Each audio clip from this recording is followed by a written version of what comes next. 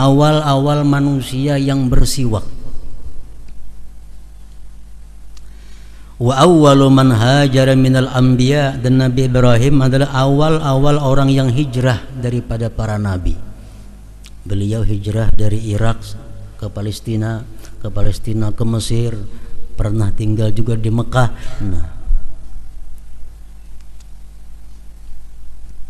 Wa awwalu man istanja bil ma, dan Nabi Ibrahim adalah awal orang yang beristinja dengan air. Dahulu dengan batu-batuan, dengan daun-daunan. Para syaraib, alim ulama, guru-guru agama, para muhibbin, hadirin hadirat rahimakumullah. Puji syukur selalu kita ucapkan kehadirat Allah Subhanahu wa taala atas berbagai macam nikmat anugerah yang selalu dilimpahkan kepada kita semua. Dan tidak lupa salawat dan salam juga kita haturkan selalu kepada junjungan kita Nabi besar Muhammad sallallahu alaihi wasallam, dan kepada seluruh keluarga, para sahabat, zuriat dan pengikut beliau ila yaumil qiyamah. Para muhibbin rahimakumullah, as-suratul rabi'ata asyar min suwaril Quran, suratu Ibrahim. Surat yang ke-14 dari surah-surah Al-Quran, yaitu surat yang bernama Ibrahim. Surat Ibrahim ini makiyatun, diturunkan di kota Mekah, atau diturunkan sebelum Rasulullah hijrah ke Madinah. Ayatuha thintani wa khamsuna ayat, dan ayat-ayat surah Ibrahim ini berjumlah 52 ayat. Surat yang ke-14 ini disebut dengan surat Ibrahim karena di dalamnya ada menceritakan tentang Nabi Ibrahim alaihissalam. Wa idh qala Ibrahim rabbi ij'al hadzal balada amina wajnubni wa baniya an na'budal asnam. Wa idh qala Ibrahim, manakala berkata Nabi Ibrahim, rabbi ij'al hadzal balada, hai Tuhanku, jadikanlah ini negeri Makkah amina, aman, tentram, wajnubni wa baniya, dan jauhkan aku dan anak-anakku an na'budal asnam, menyembah berhala. Ayat 35. Para muhibbin rahimakumullah, Nabi Ibrahim alaihissalam adalah nabi yang sangat akrab dengan kita sesudah junjungan kita Nabi besar Muhammad sallallahu alaihi wasallam. Setiap hari kita beberapa kali menyebut nama Ibrahim ini, baik di dalam sembahyang atau di luar sembahyang. Bahkan ada salawat yang disebut dengan salawat Ibrahimiyah, salawat Ibrahim, karena di dalamnya itu ada nama Ibrahim alaihissalam. Di dalam sejarahnya disebutkan ulida Ibrahim ba'da Adam alaihi salam bi 3737 sanah bi zaman Namrud bin Kan'an bi Kutha Babil al-Iraq. Nabi Ibrahim itu dilahirkan sesudah Adam alaihi salam 3037 tahun. Jadi masa antara Adam dengan Nabi Ibrahim 3037 tahun. Nabi Ibrahim ini dilahirkan di masa Namrud bin Kan'an. Namrud ini adalah merupakan salah satu penguasa dunia, di mana waktu itu Namrud ini mengaku sebagai Tuhan. Namrud merupakan raja yang sangat zalim dan sangat angkuh. Tetapi Allah Subhanahu wa taala menampakkan keperkasaannya, Allah menampakkan kekuasaannya. Allah hanya mengirim seekor nyamuk kepada Namrud yang punya ribuan tentara. Allah kirim seekor nyamuk masuk ke dalam hidung Namrud sampai ke utak, berhari-hari nyamuk menggigit utaknya Namrud, akhirnya Namrud mati. Allah menampakkan kekuasaannya melalui seekor nyamuk, bisa mengalahkan raja dunia yaitu Namrud ini. Nah, Nabi Ibrahim dilahirkan pada masa itu di suatu tempat yang bernama Kusa di Babil, bagian negara Irak sekarang ini. Wa huwa awwalu man ikhtatan. Ibrahim itu adalah awal-awal manusia yang bersunat. Jadi dahulu kada dikenal ada khitan itu. Dahulu kada ada orang bersunat. Nabi Ibrahim inilah manusia pertama yang diperintahkan Allah untuk bersunat.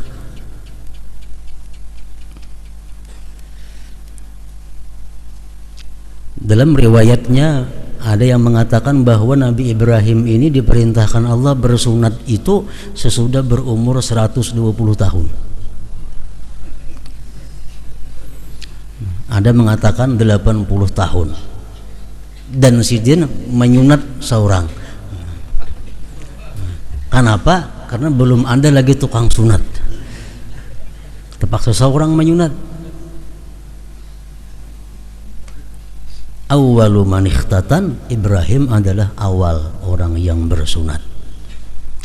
Nah, sesudah itu manusia turun-temurun melaksanakan sunnah Nabi Ibrahim ini, fitrah Nabi Ibrahim ini, yaitu khitan. Sehingga sampai kepada syariat Nabi kita sallallahu alaihi wasallam, khitan ini masih tetap disyariatkan. Menurut imam kita Syafi'i radhiyallahu an, bahwa bersunat itu hukumnya wajib bagi laki-laki dan perempuan. Sedangkan imam mazhab yang lain seperti Imam Ahmad bin Hambal mengatakan bahwa bersunat itu wajib hanya untuk laki-laki, untuk perempuan tidak wajib. Jadi perempuan dasarnya disunat hanya kada jadi masalah. Yang wajib itu adalah laki-laki menurut mazhab Hambali. Kalau kita Syafi'i, bini-bini laki-laki wajib disunat. Nah, bersunat itu Ibrahim orang yang pertama.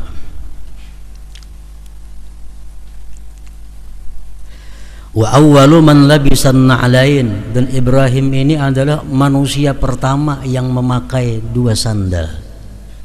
Dahulu manusia kadang bersandalnya. Jadi Ibrahim ini adalah merupakan bapak peradaban manusia. Wa awwalu man labisa sarawil, Ibrahim manusia pertama yang memakai celana. Dahulu orang kadang berselawarnya.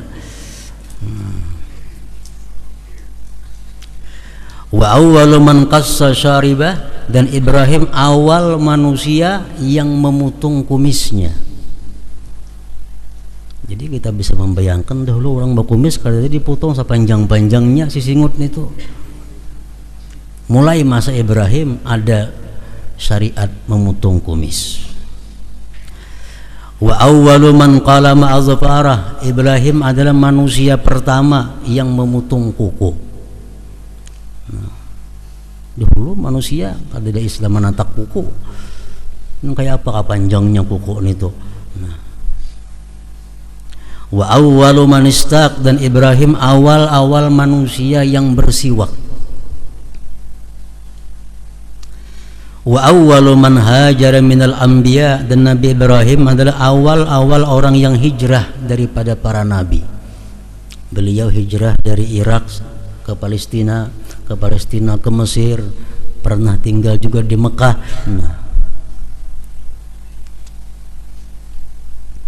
Wa awwalu man istanja bil ma, dan Nabi Ibrahim adalah awal orang yang beristinja dengan air.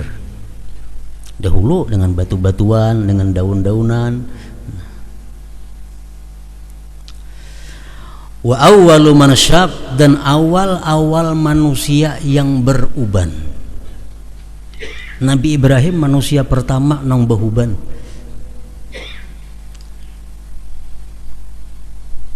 Satu hari Nabi Ibrahim melihat ada huban. Bertanya, "Ya Rab, ma hadza, apa ini hai Tuhanku?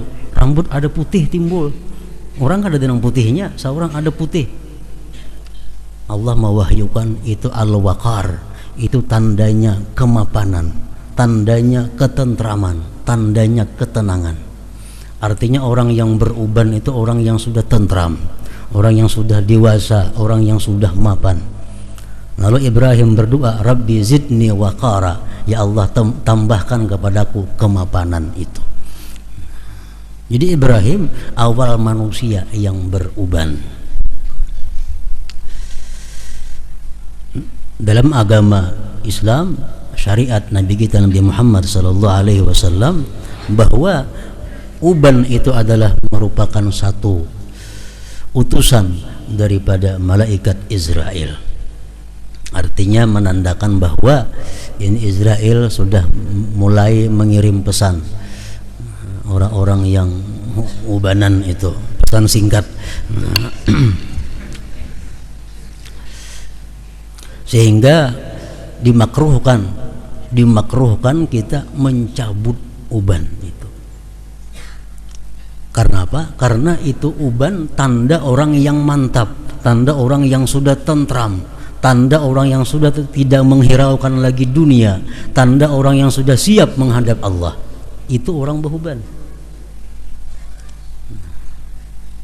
Rasulullah sallallahu alaihi wasallam bersabda, "La tantipus syaiba," jangan kamu cabut itu uban. Apalagi disamir, mendustai orang itu. Uban disamir itu mendustai orang. Andai kata itu perempuan nang besamir kawin dua kita, boleh dibulikakan bini-bini itu penipuan. Di dalam hukum fikih, hukum fikih mengatakan demikian. Kalau kita kawin dengan seorang perempuan, hirang rambutnya, ternyata besamir, boleh dikembalikan. Kenapa? Itu menipu. Dicabut jangan, kata Rasulullah, la tantipus syaiba, jangan kamu cabut itu uban. Ma min muslimin yashibu syaibatan bil Islam illa kanat lahu nuran yaumal qiyamah. Tidak ada orang Islam yang punya uban melainkan itu nantinya cahaya di hari kiamat. Wa kataballahu lahu hasanatan wa hatta anhu khati'ah, dan Allah tulis dengan uban itu satu kebaikan dan Allah gugurkan satu kejahatan. Rawahu Abu Daud. Jadi makin banyak uban, makin banyak kebaikannya ditulis oleh Allah Subhanahu wa taala. Jadi kita jangan sekali-kali mencabut uban itu. Karena itu anugerah daripada Allah Subhanahu wa taala. Ibrahim awal-awal manusia yang beruban. Wa awwalu man adhafat dhaifa, dan Nabi Ibrahim ini awal-awal orang yang menjamu tamu. Kalau tamu datang surungi makanan, surungi minuman, surungi apa, itu Ibrahim pertama. Dahulu kadang kalau tamu datangnya kada di apa-apai. Maka karengan aja dahulu tuh. Nah, masanya Nabi Ibrahim kalau datang tamu, dijamu, diberi makan. Sehingga Nabi Ibrahim disebut sebagai Abud Difan, bapaknya tamu. Dan dalam hadis disebutkan bahwa Nabi Ibrahim itu tidak mau makan sendiri kecuali besertanya ada orang yang menemani beliau makan. Bila disediakan makanan dan tidak ada orang, beliau mencari sampai berkilometer, beberapa kilometer, sehingga ada orang yang mengawani sidin makan. Nah, itulah Nabi Ibrahim alaihissalam. Auhallahu ila Ibrahim, ya Ibrahim, innaka lamma sallamta ma'laka lid-difan wa banaka lil qurban wa nafsaka ilan niran wa qalbaka ilar rahman ittakhadnaka khalila.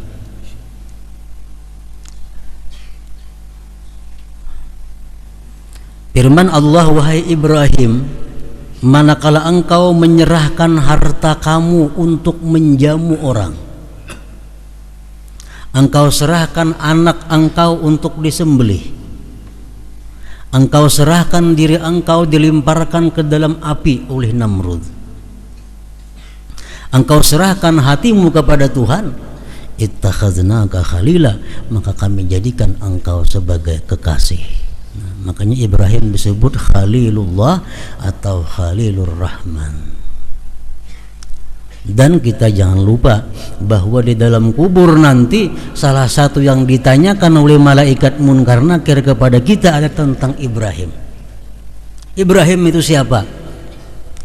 Nah, orang yang beriman akan menjawab, Al-Ibrahimul Khalil Abi.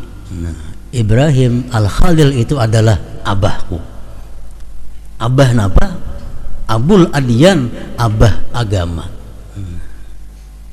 Jadi Ibrahim ini abahnya agama.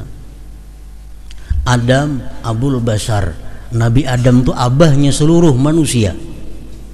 Rasulullah Nabi kita Abul Arwah, bapaknya segala roh. Kalau Ibrahim ini Abul Adyan, bapaknya agama. Dan tidak ada satu agama samawi yang tidak senang kepada Nabi Ibrahim. Ibrahim dipuji oleh orang Yahudi, Ibrahim dipuji oleh orang Nasrani, Ibrahim dipuji oleh orang Islam. Kalau nabi yang lain, Nabi Musa dicaci maki oleh orang-orang Nasrani, Nabi Isa dicaci maki oleh orang Yahudi, Nabi kita demikian pula halnya. Nah, Nabi Ibrahim, semua agama samawi mengakui dengan Nabi Ibrahim alaihissalam. Sehingga orang Yahudi mengaku Ibrahim itu agamanya Yahudi, orang Nasrani mengakui Ibrahim itu agamanya Nasrani. Sampai Allah menurunkan ayat bahwa Ibrahim itu bukan Nasrani, bukan Yahudi, tetapi dia Muslim, orang yang Islam. Para muhibbin rahimakumullah. Tuwfiya Ibrahim wa umruhu mi'ata sanah wa dufina bihibrun wa tuwfiya qablahu zawjahu Sarah wa Hajar. Ibrahim wafat dalam umur 200 tahun menurut sebahagian riwayat, dan beliau dimakamkan, dikuburkan di Hebron. Hebron itu bagian Palestina sekarang ini.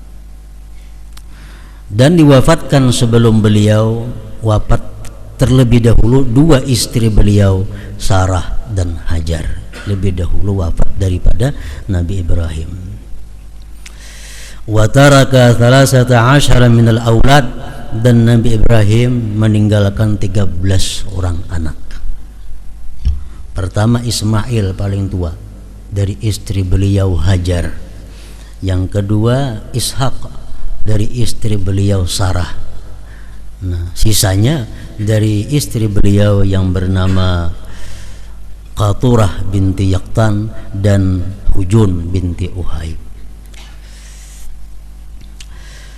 Nah, para muhibbin rahimakumullah. Jadi Nabi Ibrahim adalah nabi segala agama, nabi yang dipuji disanjung oleh segala agama, agama samawi khususnya. Wa idh qala Ibrahim, dan manakala berkata Nabi Ibrahim, Rabbi ja'al hadzal balada amina, ya Tuhanku jadikanlah ini negeri amina, aman. Makkah itu yang didoakan waktu Ibrahim membangun Baitullah. Nabi Ibrahim berdoa, hai Tuhanku jadikan ini negeri aman, dan dikabulkan oleh Allah. Aman dari apa? Aman daripada gempa, aman daripada tufan, aman daripada segala macam yang sifatnya azab Allah, yaitu Makkah Al-Mukarramah. Makkah Al-Mukarramah itu adalah merupakan tanah yang paling mulia di muka bumi ini. sesudah kuburnya Rasulullah sallallahu alaihi wasallam. Nomor 2-nya Makkah Al-Mukarramah. Rasulullah sallallahu alaihi wasallam bersabda, "Wallahi innaki la khairu ardillah wa ahabbu ardillah ila Allah." Rawahu Tirmidzi. Rasulullah berkata, wahai Makkah, engkau ini adalah paling baik bumi Allah dan paling disukai Allah. Makkah. Jadi Makkah itu satu kota yang sangat dicintai oleh Allah Subhanahu wa taala, lebih daripada Madinah. Makkah lebih utama daripada Madinah. Kecuali kubur Rasulullah itu lebih utama dari Makkah, bahkan daripada Aras. Kubur Rasulullah lebih mulia. Tapi kalau kota Madinahnya lebih afdal kota Makkah. Nah, oleh karena itu kota Makkah itu lebih afdal daripada yang lainnya, sehingga amal ibadah di kota Makkah itu digandakan pahalanya oleh Allah Subhanahu wa taala. Hasan Basri berkata, "Saumu yaumin bi Makkah bi mi'ati alfin wa sadaqatu dirhamin bi Makkah bi mi'ati alfin wa kullu hasanatin bi mi'ati alfin." Puasa satu hari di Makkah sama dengan puasa 100.000 hari di lain Mekah. Puasa sehari di Mekah diberi nilai oleh Allah 100.000 kali di luar Mekah. Bersedekah 1 dirham di Mekah sama dengan 100.000 dirham di luar Mekah. Nah, kita di Mekah berwakaf bersedekah 1 juta. 100.000 juta di lain sama nilainya, pahalanya. Dan tiap-tiap kebaikan di Makkah itu digandakan dengan 100.000. Nah, itulah Makkah, kota yang sangat dicintai oleh Allah Subhanahu wa taala. Dijadikan itu kota oleh Allah Subhanahu wa taala aminah, aman. Kemudian Nabi Ibrahim berdoa demikian. Yang kedua doanya Nabi Ibrahim, wajnubni wa baniya an na'budal asnam, dan jauhkan aku serta anak-anakku daripada menyembah berhala. Jadi berdoa untuk keselamatan kampung, berdoa untuk anak, itu merupakan sunnah, merupakan sesuatu yang diperintah, dianjurkan oleh Allah Subhanahu wa taala. Kita berdoa, ya Allah, jadikanlah kampung kami ini kampung yang aman, yang tentram. Nah, itu meniru, mencontoh doa Nabi Ibrahim alaihissalam. Mendoakan anak supaya anak ini jadi orang yang saleh, supaya anak jadi orang yang takwa, itu merupakan contoh Nabi Ibrahim alaihissalam. Jadi bukan hanya anak yang dituntut selalu mendoakan kedua orang tua. Orang tua pun dituntut mendoakan anak. Al-Quran mengajarkan kepada kita bagaimana doa. Rabbana hablana min azwajina wa dzurriyyatina qurrata a'yun waj'alna lil muttaqin imama. Ini doa yang paling baik dibaca, apalagi dalam sujud sembahyang.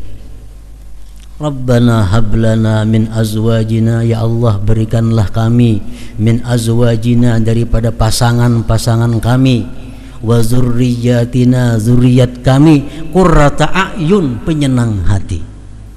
Jadikanlah biniku, anakku penyenang hatiku. Itu amun nang laki berdoa, amun bini-bini berdoa, ya Allah jadikanlah lakiku dan anakku penyenang hati. Waj'alna lil muttaqin imama, dan jadikanlah orang-orang yang takwa pemimpin kami. Jadikanlah orang-orang yang takwa itu imam kami. Nah, itu doa. Jadi bukan hanya anak mendoakan rabbighfirli wa liwalidayya warhamhuma kama rabbayani shaghira, tapi orang tua pun dituntut untuk mendoakan anak supaya anak itu menjadi orang yang saleh, menjadi penyenang hati. Para muhibbin rahimakumullah, surat Ibrahim ini sebagaimana surat Al-Quran yang lainnya banyak memberikan petunjuk dan arahan kepada manusia dan khususnya kaum muslimin dan muslimat.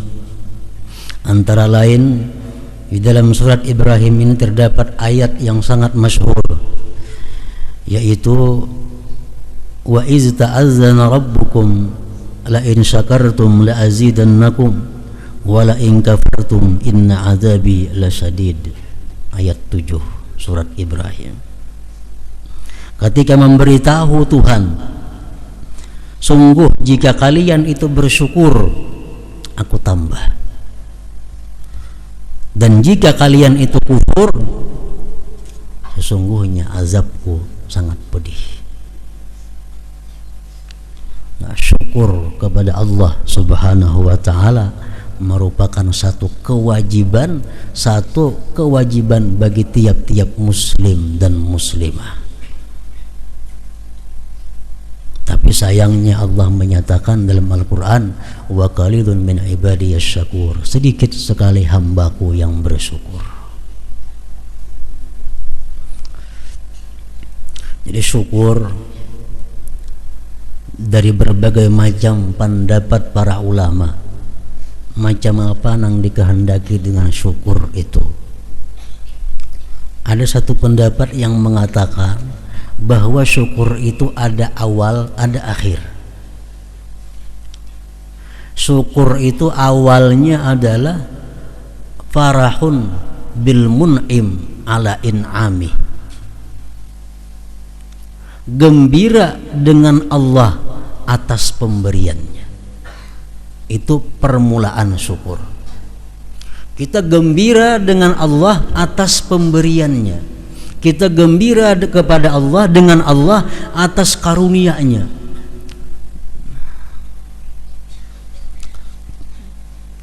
Kita gembira dengan Allah atas bimbingannya.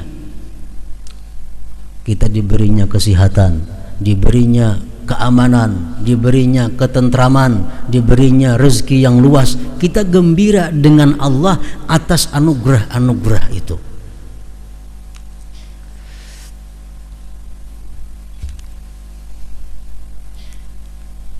Kayak apa supaya kita kawa gembira dengan Allah terhadap pemberian-pemberian itu? Rasulullah mengajarkan kepada kita, man nadhara fid dunya ila man huwa dunahu wa nadhara fid din ila man huwa fawqahu katabahu Allahu sabira wa syakira. Siapa-siapa yang memandang pada urusan dunia kepada orang yang di bawahnya, memandang urusan akhirat kepada orang yang di atasnya, Allah tulis dia sebagai orang yang sabar sekaligus orang yang syukur. Nah, jadi kita supaya gembira dengan anugerah Allah yang ada pada kita ini, kita lihatin yang lebih sakit daripada kita, lebih miskin daripada kita, lebih banyak hutang daripada kita. Kita hutang lawan orang 1 juta, tetangga kita 20 juta ini hutang. Syukur kita. Jadi jalan supaya syukur itu adalah memandang kepada yang di bawah. Itu urusan dunia. Kalau urusan agama, jangan sekali-kali memandang yang di bawah, mesti pandang yang lebih tinggi. Aku sembahyang sunat kawal 10 rakaat tiap malam. Oh, kawanku 100 rakaat. Jadi kecil aja seorang 10-annya kawa. Tuh kawanku 10 rakaat, 100 rakaat inya kawa. Nah, urusan akhirat pandang itu, supaya kita bisa menambah semangat untuk memperbaiki akhirat. Nah, jadi syukur itu pertama gembira dengan Allah. Itu permulaan syukur. Kita senang dengan Allah atas anugerah-anugerahnya.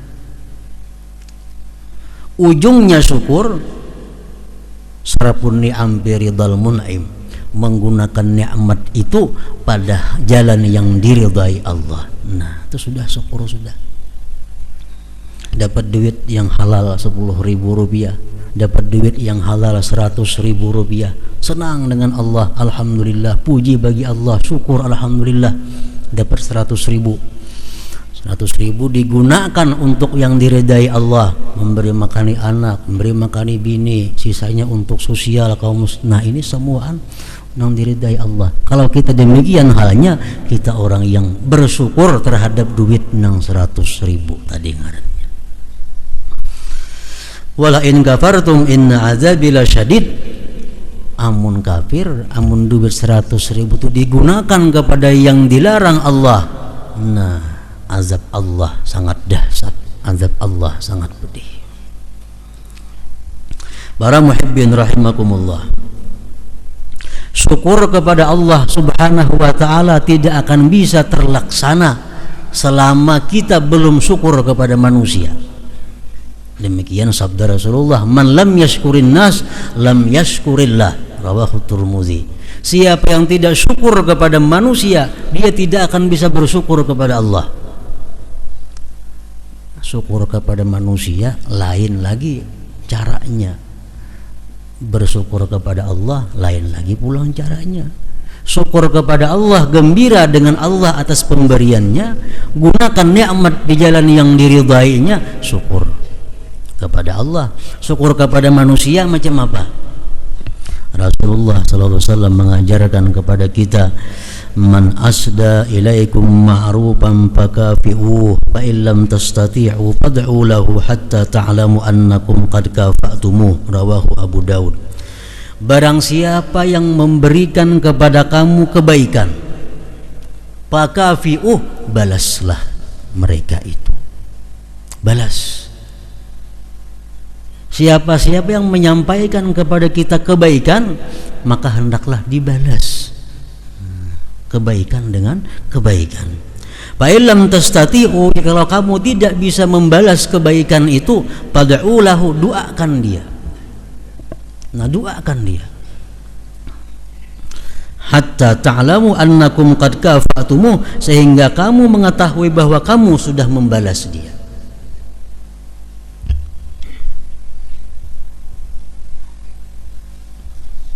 Membalas itu bukan sama nilainya kada, tapi membalas itu adalah ukuran ekonomi orang yang membalas. Misalnya seorang bos memberi karyawannya 1 juta, nah karyawan membalas 1 juta juga memberi lek kayak ngarannya itu, kada macam itu maksudnya. Nah si bos ini memberi 1 juta, karyawan ini tukang ulah gula habang, nah kirimi bus gula habang. Atau karyawan ini banyak berisi madu, kirimi bus ini tuh madu, nah tuh membalas ngarannya. Maksudnya macam itu. Kalau kada sedang dibalas, fad'u lahu, doakan. Jazakallah khairan katsira, semoga Allah membalas engkau kebaikan yang banyak, nah termasuk. Nah sekarang siapa orang yang paling baik kepada kita nang mesti kita syukuri? Kata Rasulullah, siapa tidak bisa bersyukur kepada manusia, tidak bisa bersyukur kepada Allah. Artinya apa? Orang yang berbuat baik kepada kamu, balas kebaikannya. Kalau kada bisa, doakan dia. Orang yang paling baik kepada kita adalah Rasulullah sallallahu alaihi wasallam. Nah, kayak apa cara bersyukur membalas kepada Rasulullah sallallahu alaihi wasallam itu? Kayak apa caranya? Supaya kita bisa bersyukur dengan Rasulullah. Nah, para ulama mengajarkan, pertama cara bersyukur kepada Rasulullah itu adalah berbuat kebaikan atau berbuat baik kepada keluarga dan keturunan Rasulullah sallallahu alaihi wasallam. Tanda bersyukur kepada Rasulullah. Rasulullah dalam mengajarkan Islam tidak minta apa-apa. Qul la as'alukum alaihi ajra. Katakan wahai Muhammad bahwa aku ini berdakwah tidak minta upah.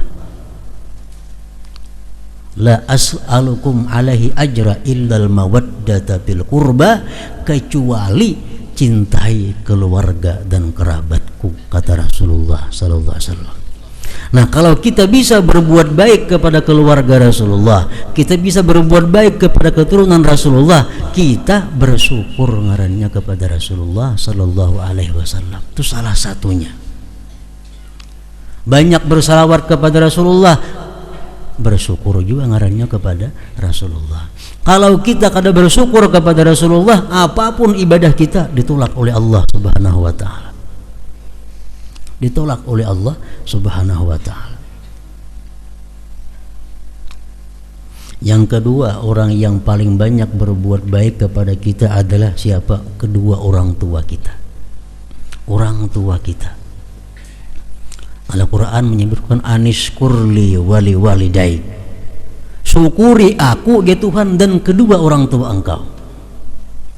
Nah, syukur kepada kedua orang tua menyenangkan hati mereka, berbakti kepada kedua orang tua, melaksanakan perintah orang tua, mendoakan kedua orang tua, tanda syukur kepada beliau. Kalau kita kada bersyukur kepada orang tua, kita kada akan bisa bersyukur kepada Allah. Orang tua kita tidak ridha kepada kita, Allah tidak ridha kepada kita. Nah, jadi bersyukur kepada orang tua. Yang ketiga, yang paling banyak berbuat kebaikan menurut pandangan agama adalah seorang suami kepada istrinya. Seorang istri wajib bersyukur kepada suaminya. Kalau kada bisa bersyukur kepada Allah. Kayak apa caranya bersyukur kepada suami? Menghormati, mencintai suaminya, menganggap besar pemberian suami walaupun kecil, termasuk bagian daripada bersyukur. Dan perempuan-perempuan yang tidak bisa bersyukur kepada suaminya neraka. Itu kata Rasulullah. Kebanyakan perempuan neraka itu isinya perempuan. Kenapa mereka wahai Rasulullah? Rasulullah menjawab, yakfurnal ashir, mereka tidak bersyukur kepada suaminya. Bersyukur kepada suami itu bukan ucapan terima kasih, bukan itu. Terima kasih, kada itu maksudnya. Nah, bersyukur kepada suami, menghormati, menyayangi, mencintai. Apapun yang diberikan suami itu besar nilainya. Itu mestinya yang dilakoni oleh seorang istri. Nah, kalau kita sudah bersyukur dengan Rasulullah, kita sudah bersyukur dengan kedua orang tua kita, sudah bersyukur dengan suami, hanya kita bisa bersyukur kepada Allah Subhanahu wa taala. Nah, para muhibbin rahimakumullah, orang-orang yang bersyukur kepada Allah Subhanahu wa taala adalah orang-orang yang sedikit, tidak banyak jumlahnya, dan hanya orang-orang yang beruntunglah yang bisa bersyukur kepada Allah Subhanahu wa taala itu. Mudah-mudahan Allah Subhanahu wa taala menjadikan kita semua termasuk orang-orang yang ahli syukur kepadanya. Amin amin ya rabbal alamin. Wa ila hadratin Nabi sallallahu alaihi wasallam. Al-Fatihah.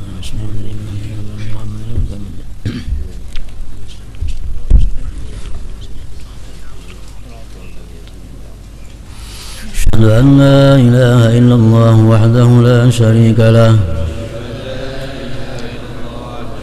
أشهد أن سيدنا محمدا عبده ورسوله لا إله إلا الله نستغفر الله لا إله إلا الله نستغفر الله لا إله إلا الله نستغفر الله لا إله إلا الله ونتوب إلى الله لا إله إلا الله محمد رسول الله صلى الله عليه وسلم ويا أيها الراجون منه شفاعة صلوا عليه وسلموا تسليما.